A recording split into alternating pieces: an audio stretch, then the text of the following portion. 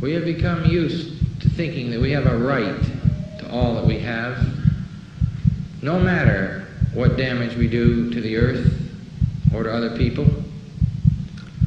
We have become detached and disconnected from reality. We have become detached from the earth. We have become detached from the feelings and lives of people elsewhere if it interferes with our right to maintain our lifestyle and standard of living. I would submit to you that we're on a course leading to inevitable annihilation.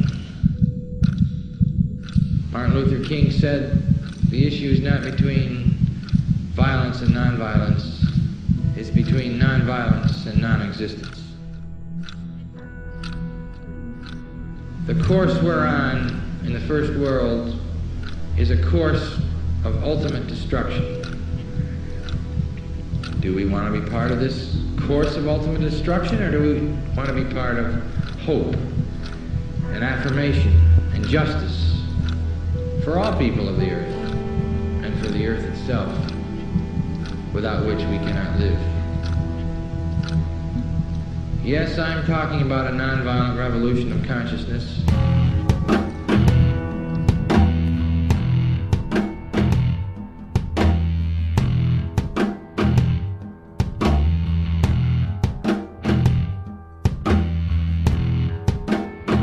Everyone comes to a point in life in which we reflect upon those things that matter. There are some who choose to ignore the depth of this question, and there are others who follow this question into oblivion. Is it possible to walk the middle path, to ask these questions and yet embrace the possibility of never arriving at an answer? Is it possible to live our lives not in the absence of a corrupt world, but despite it? If you were asked to ponder the one thing that matters most in your life, what would it be? Security? Money? Success? Sex? Power? Have you ever considered why? Why we crave? Do we not have enough? What happens when we have all the money, all the security, all the success, sex, power, but haven't found peace? What happens if we gain the world without an ounce of love or appreciation? We end up only wanting more. The world can't give enough of itself, as if humanity is becoming a black hole devouring everything in its path. When we receive these things, our first instinct is to protect them from others. We distrust our neighbors because of them. We wage war to gain more of them. However, love is distinct from these.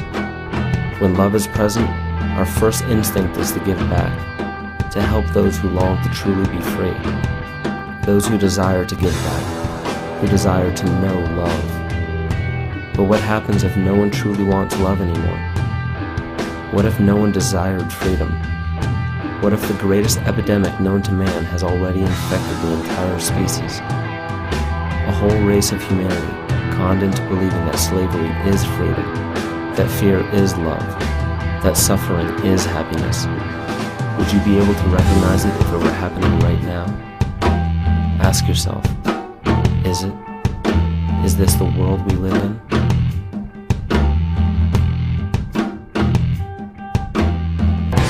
You ain't got nothing to live for, you're better off dead. Yes, but what if a man has got something to live for? That's different. Then nothing should stand in his way.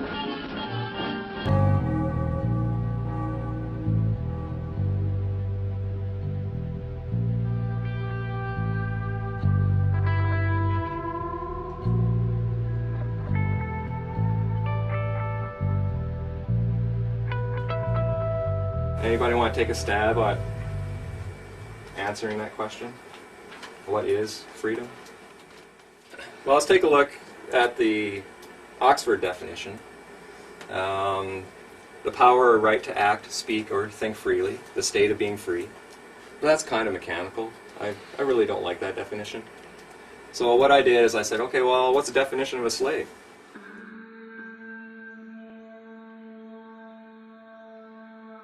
A person who is the legal property of another and is forced to obey them, or a person who is excessively dependent upon or controlled by something. Okay? So if you're dependent on something, are you free?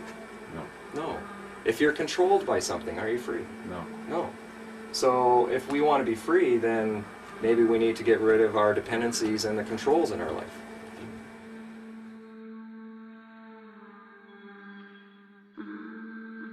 Rob, in the Paget family, is an example of what happens when an average individual begins asking simple questions. Rob has removed himself from under external government and jurisdiction. No officer of the law, judge or magistrate, politician or tax agent has authority over his life simply due to a title. The land on which he lives is treated with respect and appreciation. He has drafted his own Declaration of Independence and his own Constitution. He has truly broken the bonds that fetter so many of us to dependency and dogma. However, to do this, far more than physical barriers had to be destroyed. Upon Rob's realization that he is truly becoming free, an inevitable realization of responsibility presented itself. When excessive dependence upon something is recognized within, the heart and mind revolt. The initiation of an authentic revolution always begins within the individual. Pay attention not to the physical steps he took to become free, but to the spirit of his path. For it is a personal path within all of us. If we mimic the path of another, it is not a true path for us, but a trap. This is merely a story of an individual I love and respect, the story of how a true revolution is born.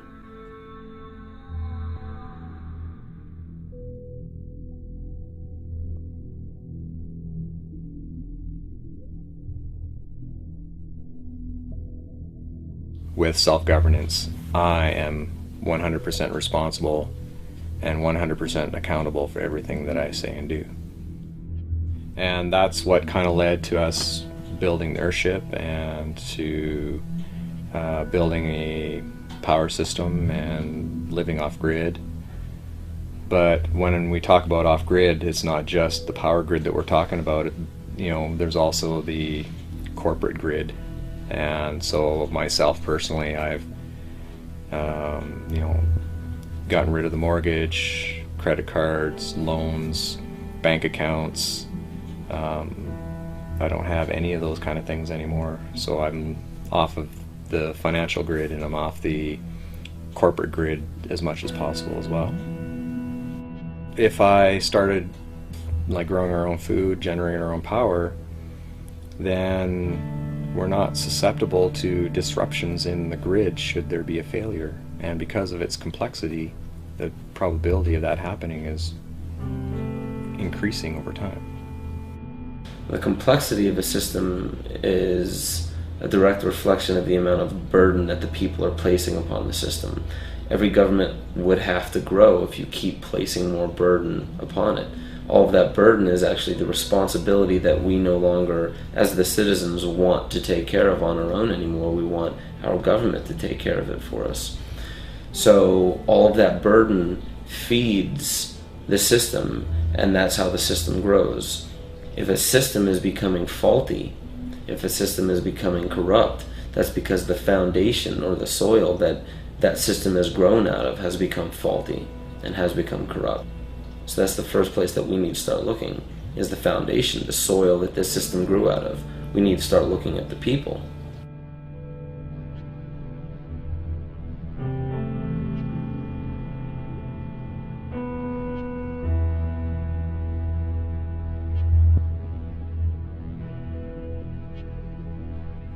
There's a fellow down in the U.S., Taos, New Mexico. He's an architect.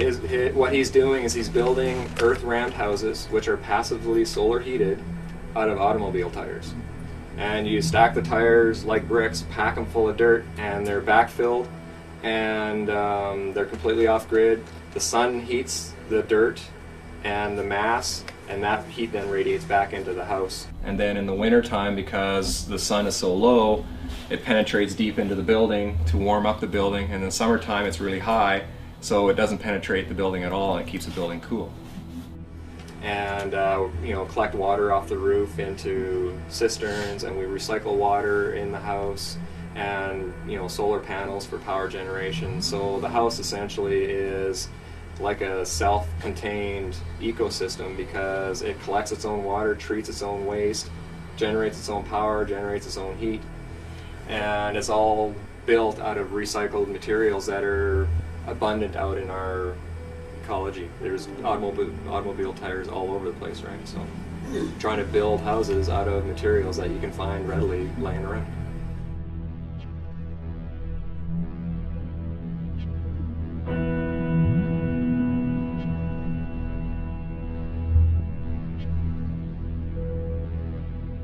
My wife is studying to be a homeopath at the time, and she started recognizing that there are a few things that are going on in the medical industry that isn't necessarily good for us.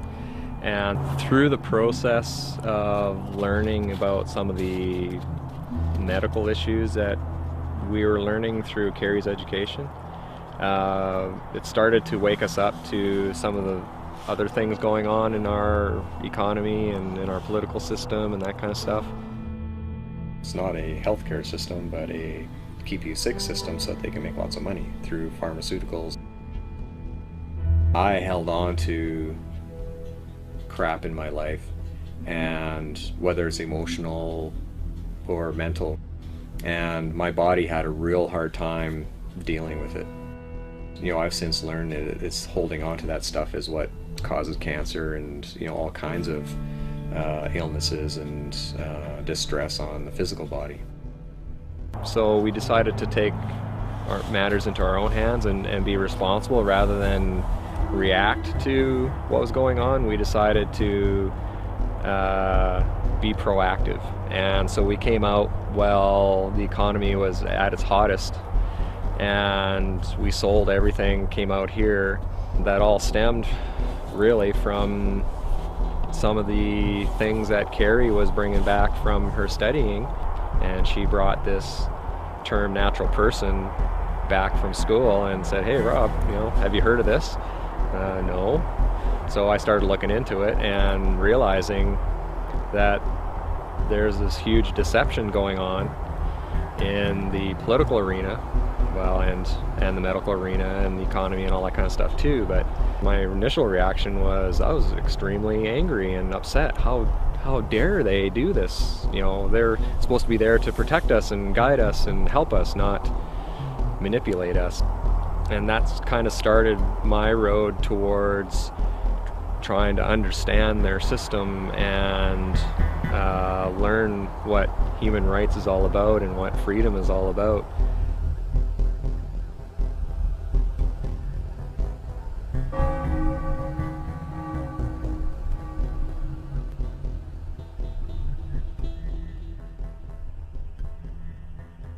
What is the law? What laws apply to every single man on this earth? Because they often say no man is above the law. Okay, so which law are they talking about then? Well, there's common law, there's civil law, there's contract law, there's Sharia law, there's Christian law, like there's all kinds of laws. Mm-hmm. Admiralty is just one of them.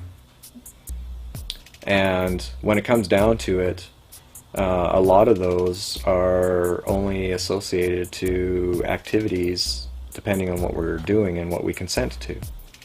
So corporations, for example, are all subject to a number of laws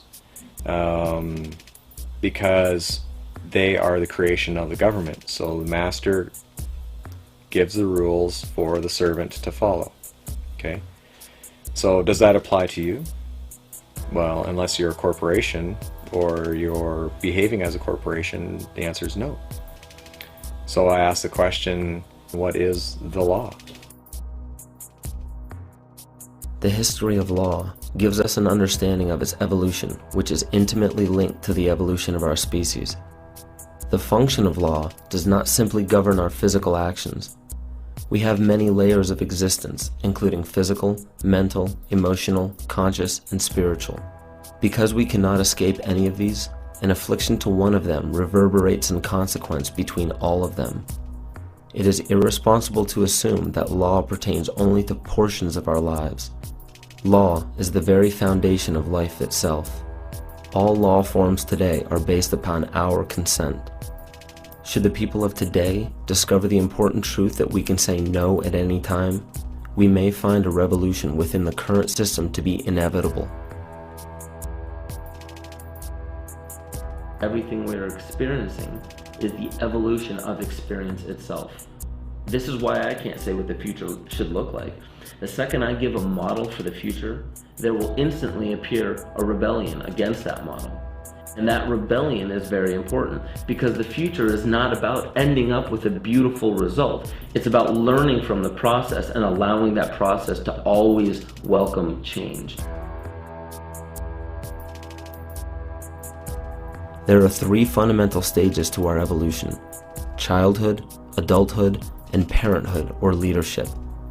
A child is typified by being dependent upon external support for food, protection, and health. In the animal kingdom, the transition from childhood to adulthood is complete when the child is no longer dependent upon others to be fed, protected, and kept in good health.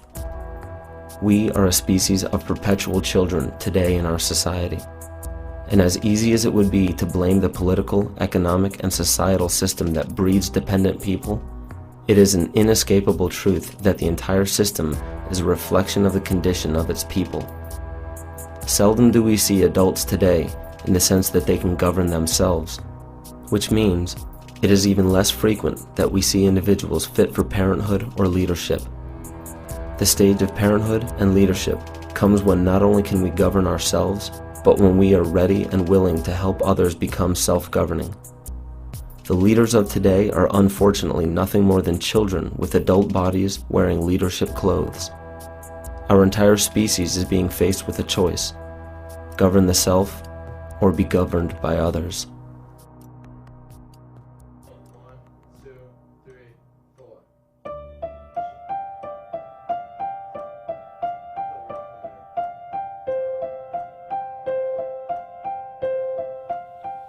Problem with courts these days that I see is that people don't see them for what they really are. I was raised to respect authority, follow authority, and do as they say. And I think most people are brought up that way. What I've learned, though, is that authority is based 100% on our consent to being governed. And I found a Supreme Court ruling that says that the consent of the governed is a foundational principle of democracy. Now, what's consent? Does that imply that you have a choice whether you're going to agree to that or not? And I would suggest that the answer is yes. So we all have free will choice to consent to being governed. When we do that, then we've given them permission to use their authority over us. So when we used our free will to apply for or register for something, we gave them permission to create a corporation to interact between the man and the system. And it's that corporation that the system acts upon, but because we don't know who we are, we assume or we think that that is us. So when you take a look at your credit card or take a look at your driver's license or your birth certificate or any of that kind of stuff, a lot of people, and including myself, thought that that was actually me. And that's not true. So when the courts are acting upon it, all they can really act upon is the corporation. And the only reason they can act upon the man is because we agree to be the representative of that corporation and bind ourselves to the terms and conditions of that agreement. But we can say no at any time. Give the public the facts. They have a right to know. Got it? If you have those documents, such as licenses, registrations, permits, applications, that is your consent to being governed by certain guidelines, regulations, acts, stipulations, laws within that corporation, because you are asking for a service and they're saying, okay, as long as you follow these rules. If you signed any of those contracts which are represented by a legal fiction set up in your name, then you yourself are bound by those rules, bound by those regulations, because you did that. You consented to being governed by that. So in order to remove yourself from that, you have to dissolve those contracts. Sometimes they make it seem mandatory that you must comply, and it's just the language that's being used. That's one thing you want to become very wary of, is the language that they use.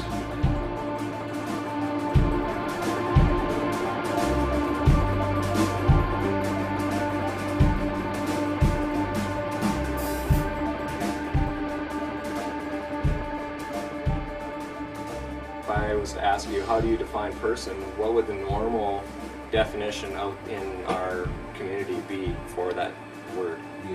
Human being. And if we take a look at the dictionary, it says a human being regarded as an individual. That's what we would normally view the word person to be. In law, okay, now we're using their words. Whenever you're dealing with corporations and the government and all that kind of stuff, person means an individual or incorporated group having certain legal rights and responsibilities. Not a human being regarded as an individual, but as an individual or corporation. So they actually said, compare artificial person and natural person. So I did. So I looked it up and I compared them. Artificial person, a legal entity, not a human being. Natural person. A natural person is a human being that has the capacity for rights and duties.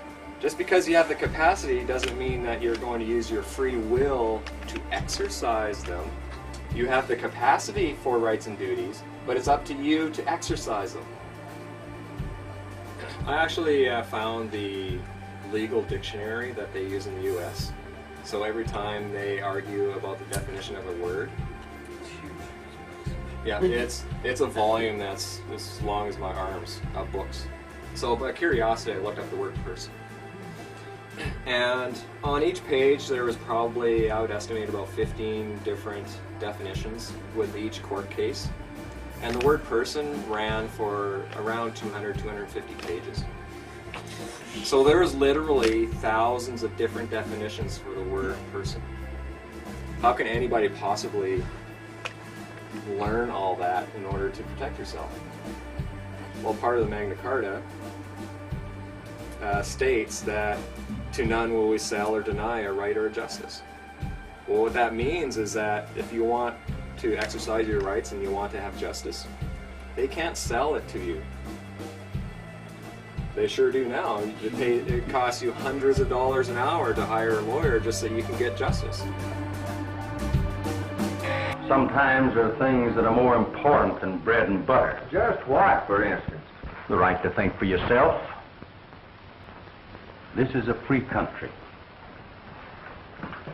where nobody can set themselves up as absolute ruler and force other people to do their bidding. And as our country grows, more and more you'll find men and women marching and fighting side by side.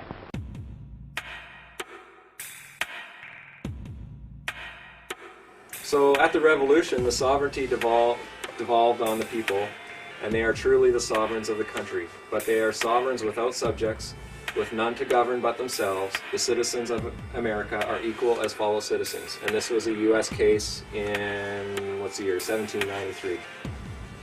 So every U.S. individual is sovereign if they knew about it and if they hadn't got hooked into the corporate game that's being played down. So, a sovereign, a person, body, or state vested with independent and supreme authority. So, if you're sovereign, does that mean that somebody else has authority over you? No. You have the supreme authority. What about an officer of the law? They have no authority over you. They're your servant, okay? But what they do is they try to get you into a contract so that you contract away your rights so that they then have authority over you. Asking for a driver's license, insurance, and registration. If you give it to them, that's a contract. You then gave them authority. Then they can do whatever they want to.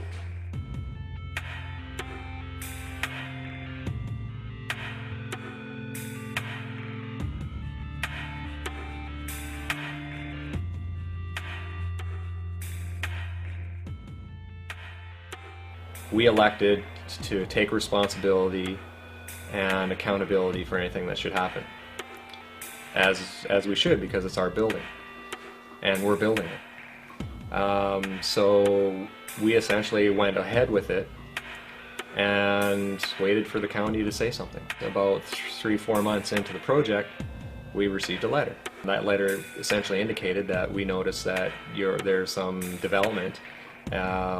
Please stop the development until you fill in a development permit.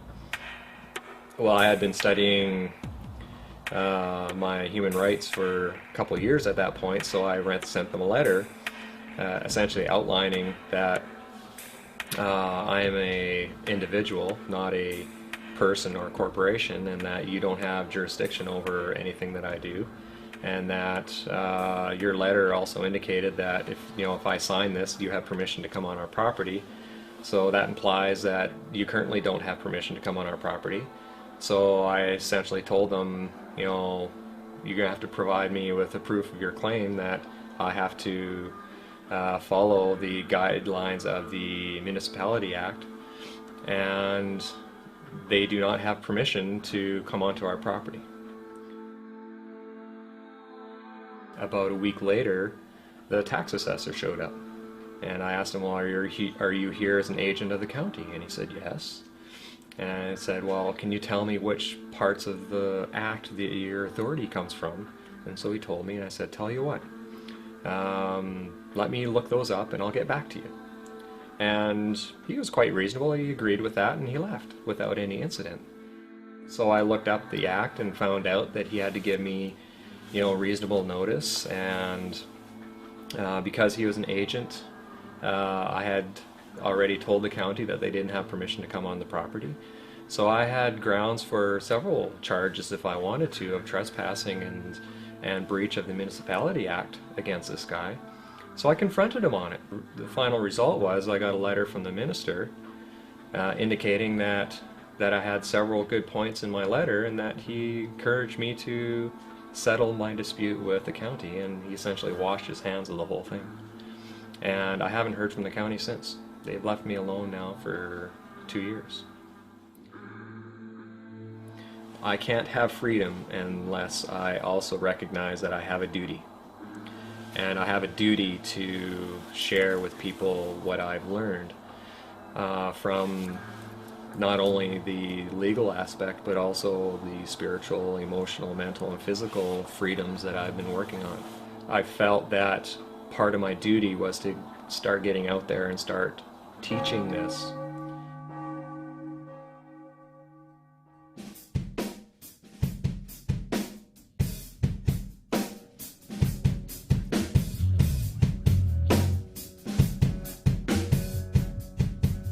Petro. Yes, sir. Stand by for operation of the time machine. Yes, sir. Where to this time, Captain? Back to the year 1215 and King John of England. Yes, sir. Everybody's familiar with Robin Hood. King John, the tyrant, was actually real. The problem with King John is that he did not know how to fight a war, and he had no land to his name. So he ran to the Pope in 1213 and asked Pope Innocent III for some help. And what he did is he actually turned over the whole Kingdom of England to the Pope in return for support from the Pope so that he could fight his wars. So that little document essentially turned King John into the Pope's vassal, which means that he promised to be loyal to the Pope, and the Pope then owned everything in England. A couple years later, his barons cornered him and stuck a knife to him and said, you know what, we're not happy with the way you're treating us, we want you to sign this Magna Carta. But if I sign this, I shall be no king. You have given me 24 overlords. These 24 will see that you carry out the terms of the Magna Carta. You have no choice, King John, but to sign. So the Magna Carta was the basis of English law. That's right, Jet. And the basis of American law as well. The English Magna Carta became the model for the American Bill of Rights. This is the founding document for our human rights within our country, within Great Britain, within the United States, Australia, New Zealand, South Africa, any crown colony. Their legal systems are based on this document. But he was doing it at knife point. He's under duress. Is that a legal contract? No. So I have a question. If it was under duress and this is not a legal contract, then how can they possibly continue using this document as the basis for our legal system?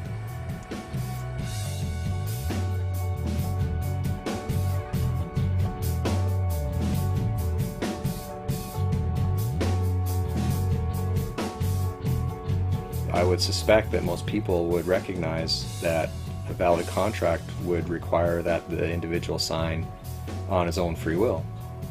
And that wasn't the case. And the Pope at the time, Pope Innocent III, recognized that as such because he also said that it was invalid.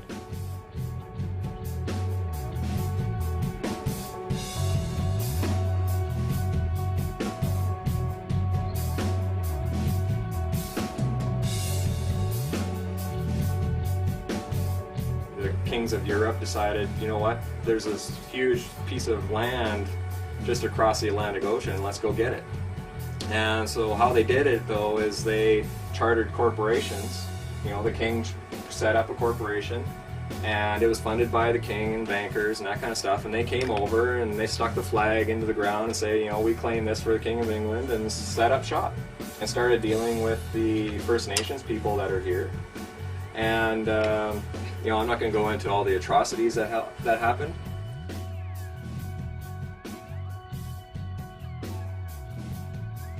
Literally millions of First Nations people died, either as a result of disease, wars, starvation, and so that genocide took place just so that they can colonize this land. You know, it's a sad chapter in our history.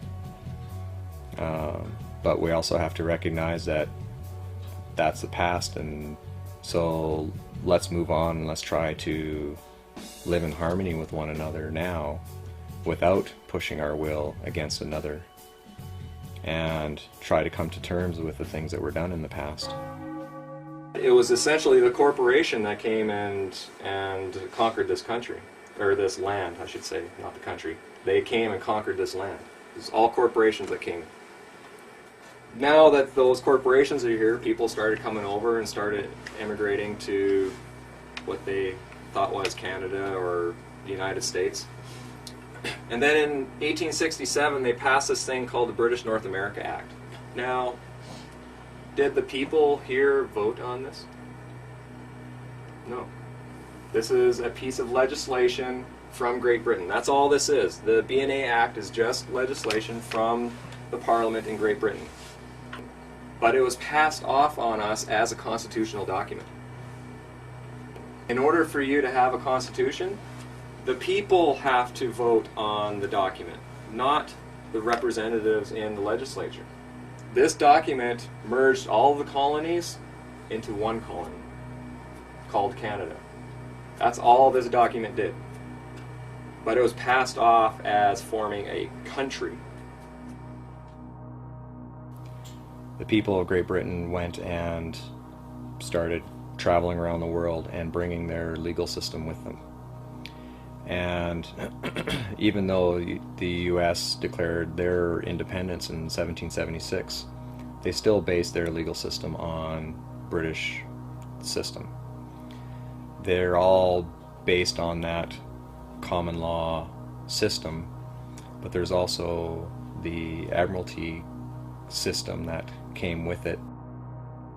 Representatives from, you know, Canada, Australia, South Africa, New Zealand, you know, all those got together with Great Britain and started talking about, okay, how can we really set things up so that we can be autonomous from Great Britain?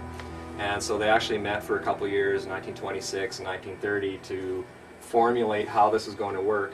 And then the king then passed the Statute of Westminster, and that essentially broke the tie between Great Britain and Canada. Okay, the king is no longer a part of Canada. Canada is no longer affected by any statutes or regulations from Great Britain. Because the link to the crown was broken, technically we're in anarchy. We have no document to actually set up the framework for how our government is supposed to operate in this land. In 47, they wrote a letters patent creating the office of Governor General. The Governor General is the head of this country. We have been compelled to create a permanent armaments industry of vast proportions. 3.5 million men and women are directly engaged in the defense establishment. Now, this conjunction of an immense military establishment and a large arms industry is new in the American experience. We recognize the imperative need for this development, yet we must not fail to comprehend its grave implications. There's not one piece of territory or one thing of a monetary nature that we want out of this war. We want peace and prosperity for the world as a whole. Let's go through these words and let's see if you understand them now. Okay? Governor General. What's a general? Military. Lieutenant. More generals. What's a company?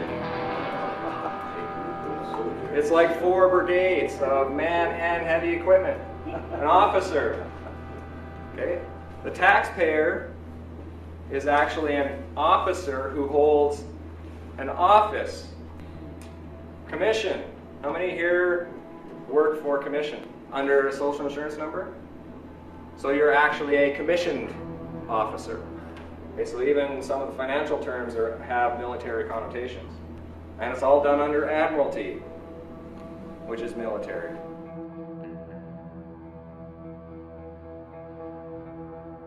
When you turn 18 and you start working under a social insurance number or accept a birth certificate, you're actually accepting being posted at a military post, evidenced by a name, address, and a date of birth.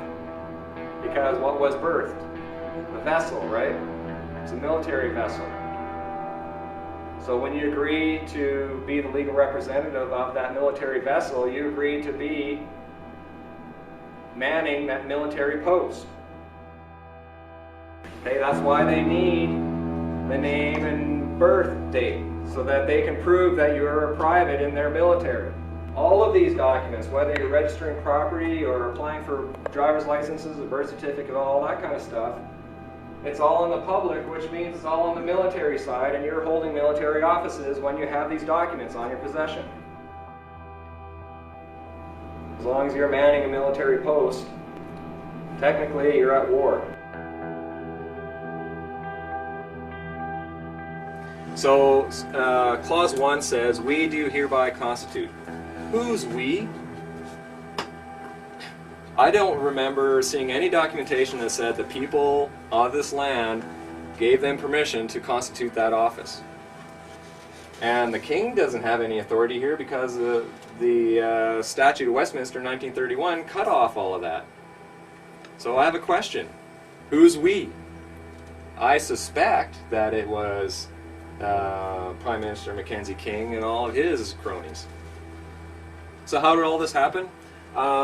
This guy here, our Prime Minister, Mackenzie King, I did some reading on him, and I found out he's actually really good friends with John D. Rockefeller Jr. And he actually spent a lot of time in New York. He actually consulted with him.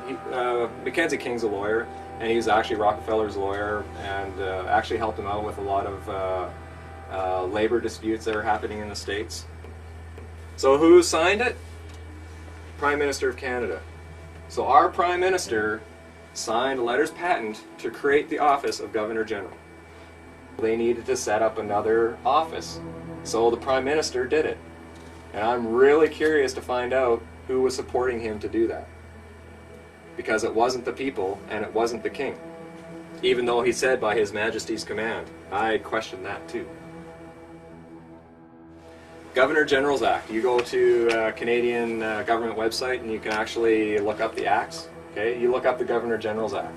And in there, Clause 1, or Clause 2 says, the Governor General of Canada or other Chief Executive Officer, CEO, CEOs are for companies, or administrator carrying on the Government of Canada on behalf and in the name of the Sovereign, by whatever title designated is a corporation sole.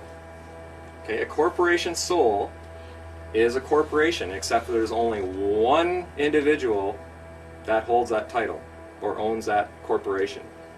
Corporation soles actually are used all over the place. The Pope, the office of the Pope is a corporation sole. The office of the King is a corporation sole. The Governor General, Lieutenant Governors, the Catholic Church, all of their bishops and archbishops and cardinals, they all hold corporation soles.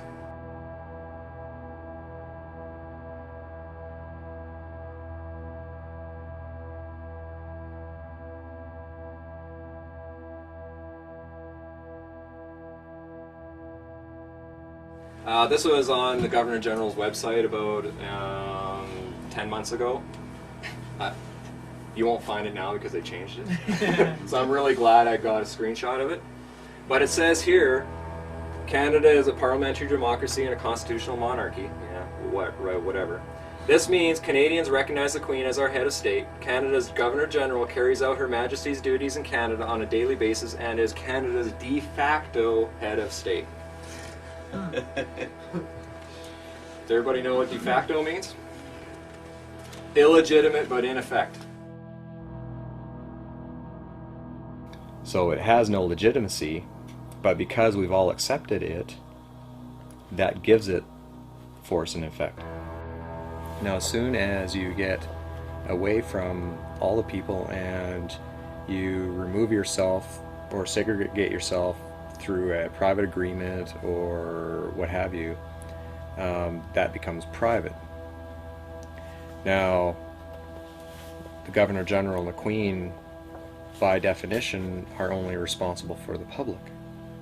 Government is there to deal with the public for us, but they've turned everything public. As soon as you register property like land or vehicles or any of that kind of stuff, you turn that into a registered item which is in the public. If you're in the public, they assume that you're vulnerable and that you need protecting from others and from yourself.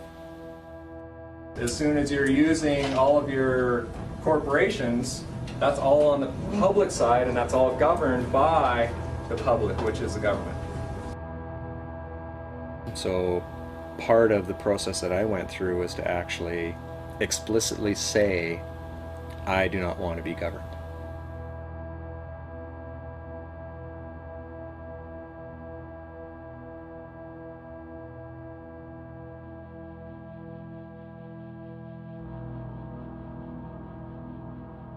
This is the fundamental rule of all forms of law. Without your consent, you cannot be governed. There is not a single law in existence created by man that is mandatory. There are many that give the illusion of being mandatory, but therein lies the most important aspect to all of this. It is your responsibility to investigate and understand what governs you. Not just physically, but mentally, emotionally, consciously, and spiritually. There are tyrannical governments that force their law upon the people unjustly. Some do not have much of a choice to move away from these areas. However, most do have a choice, yet allow justifications to keep them exactly where they are. If we were on a train track just minutes away from being hit, most of us would move, yet some have the tendency to complain about how inconvenient it is to move. There is still a choice. Human ingenuity can surmount any obstacle. The only requirement is the desire to surmount. If we are willing to complain or rebel against the system that governs our actions, we should know how and why it does so. In doing this, it is important to understand who we are, where we are, and what options we have.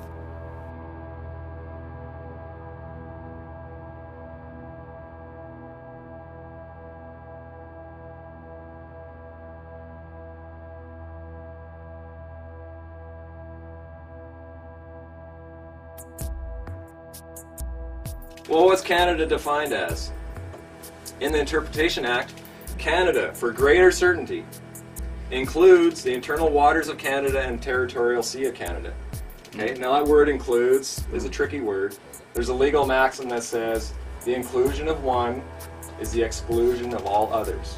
Okay, so whenever you see the word includes, it means it's this and nothing else. Hold on here. You're trying to tell me that Canada is just water? Yes, it is. This red, that's Canada. We, sitting in this basement, we are not in Canada. Well, the term Turtle Island, my understanding, is an actual word that the First Nations people called North America. When the Europeans came over, they then started putting their own terms and words to the land. However, it was all done through corporations. Well, that's why they need the Admiralty Courts, because Canada is only water. You can't have law of the land if you have no land. You need Admiralty Courts to operate in Canada because it's all water. You need your ships. Okay.